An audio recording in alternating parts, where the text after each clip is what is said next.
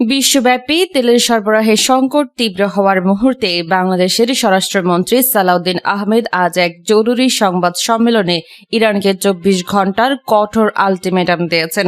Hormuz প্রণালী পুরোপুরি উন্মুক্ত না করলে অপূরণীয় পরিণতি ভোগ করতে হবে বলে সতর্ক করে দিয়েছেন তিনি।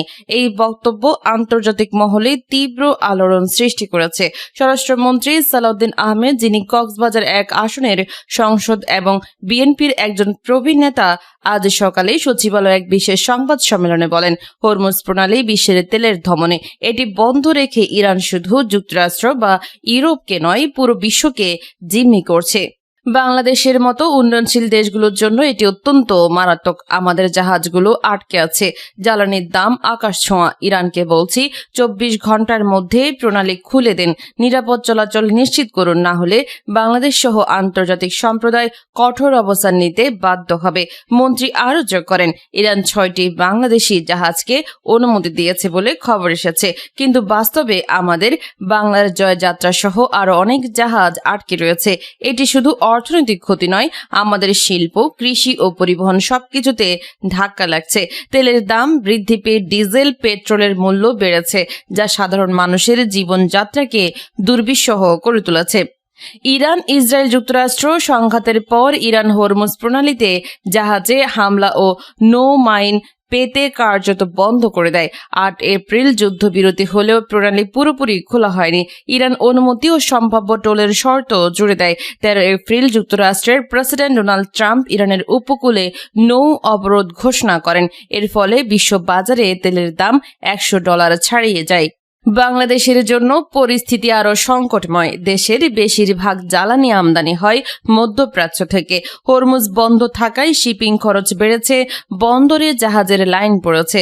স্বরাষ্ট্রমন্ত্রী বলেন, আমরা কূটনৈতিক চ্যানেলে ইরানের সঙ্গে যোগাযোগ করেছি, তাদের রাষ্ট্রদূতকে স্পষ্ট জানিয়েছি, বাংলাদেশ শান্তিপ্রিয় দেশ, কিন্তু নিজের অর্থনীতি রক্ষায় চুপ করে থাকব না। প্রণালী বন্ধ থাকায় আমাদের গার্মেন্টস, সিমেন্ট, সারসহ সব শিল্পে সংকট। কৃষকরা সেচের জন্য ডিজেল পাচ্ছেন না। এটি জুলাই গণঅভ্যুত্থানের চেতনার সঙ্গে সাংঘর্ষিক। জনগণের ভাগ্য উন্নয়ন আমাদের প্রধান লক্ষ্য। বাংলাদেশ একা নয়, চীন, ভারত, জাপান সহ অনেক দেশ একই সমস্যায় ভুগছে। ইরানকে বলছি, যুদ্ধবিরতির চুক্তি মেনে প্রণালী খুলুন, টোল বা অনুমতির নামে জিম্মি করে রাখবেন না। ২৪ ঘণ্টা সময় দিচ্ছি। এর মধ্যে যদি ইরান সাড়া না দেয়, তাহলে বাংলাদেশ জাতিসংঘ, OIC এবং অন্যান্য ফোরামে কঠোর প্রস্তাব আনবে। আমরা যুক্তরাষ্ট্রের সঙ্গেও আলোচনা করছি, যাতে নিরপেক্ষ জাহাজের নিরাপত্তা নিশ্চিত হয়। মন্ত্রী আরও বলেন, আমাদের নৌবাহিনী ও কোস্ট গার্ডকে সতর্ক অবস্থায় রাখা হয়েছে। বাংলাদেশি জাহাজগুলোর নিরাপত্তায় সব ধরনের ব্যবস্থা নেওয়া হচ্ছে।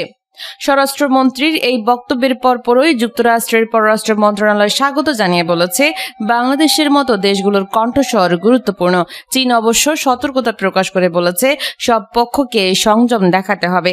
ইরানের পক্ষ থেকে এখনো কোনো আনুষ্ঠানিক প্রতিক্রিয়া আসেনি, তবে তেহরানের রাষ্ট্রদূতকে ঢাকায় তলব করা হয়েছে বলে জানা গেছে।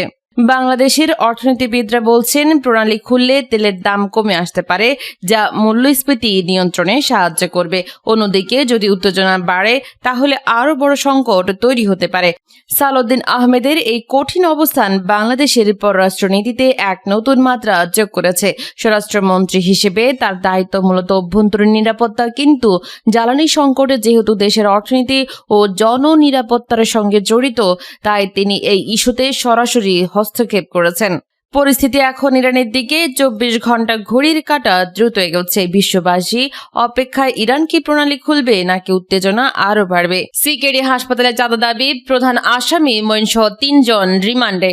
রাজধানীর শ্যামলীতে centre for kidney diseases and urology হাসপাতালে চাঁদার দাবির ঘটনায় করা মামলায় প্রধান আসামি মঈনউদ্দিন মঈনসহ ৩ জনের ৩ দিন করে রিমান্ড মঞ্জুর করেছেন ঢাকার একটি আদালত।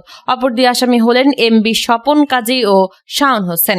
মঙ্গলবার তাদের ঢাকার চিফ মেট্রোপলিটন ম্যাজিস্ট্রেট আদালতে হাজির করে পুলিশ। এরপর মামলা সুষ্ঠু তদন্তের জন্য তাদেরকে 7 দিনের রিমান্ডে নিতে আবেদন করা হয়। শুনানি শেষে ঢাকার মেট্রোপলিটন ম্যাজিস্ট্রেট জমশেদ আলম প্রত্যেকের 3 দিন করে রিমান্ড মঞ্জুর করেন।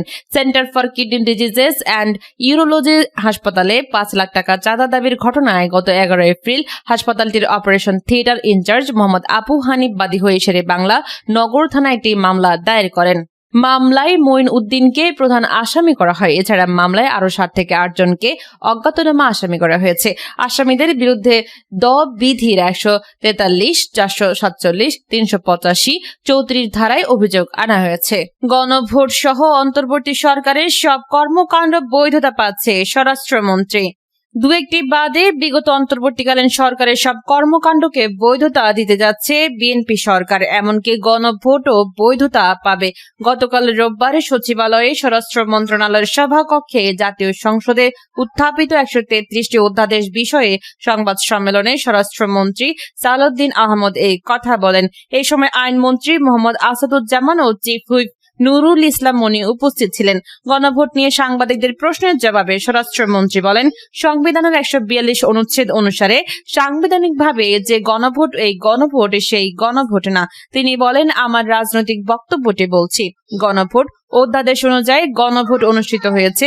গণভোটের বৈধতার প্রশ্ন সেটি যখন আমরা সেই সরকারের অর্থাৎ অন্তর্বর্তী সরকারের সব বিষয়বলের সাংবিধানিকভাবে লেজিটিমেসি দেব, তখন চতুর্থ তফসিলে তাদের এসব কর্মকাণ্ড বৈধতা পেয়ে যাবে। বাতিল অধ্যাদেশগুলো যাচাই বাছাই হবে। বিরোধী দল বিভ্রান্তি ছড়াচ্ছে। স্বরাষ্ট্রমন্ত্রী জানান, গণভোট অধ্যাদেশ অনুযায়ী গণভোট হয়েছে এবং সেই গণভোটের বৈধতাও রয়েছে। এর জন্য নতুন করে ওই অধ্যাদেশকে আইন করার প্রয়োজন নেই, কারণ ওই আইনের আলোকে তো গণভোট হবে না। যদি গণভোট করতে হয় তখন সাংবিধানিকভাবে অথবা সংবিধানের বাইরে গণভোট করতে হলে আলাদা একটা আইন পাশ করতে হবে। ভ্রাম্যমাণ আদালতের অভিযান, অবৈধভাবে মজুদ করা 1,65,000 লিটার ভোজ্য তেল জব্দ। ভোজ্য তেলের কৃত্রিম সংকট ঠেকাতে দেশব্যাপী সমন্বিত অভিযানে নেমেছে র্যাব। একদিনে 20টি ভ্রাম্যমাণ আদালত পরিচালনা করে বিপুল পরিমাণ অবৈধ মজুদ জব্দ ও লাখ টাকার বেশি জরিমানা আদায় করা হয়েছে। অভিযানে মোট 1,65,025 লিটার ভোজ্য তেলের অস্বাভাবিক মজুদ শনাক্তের পর জব্দ করা হয়।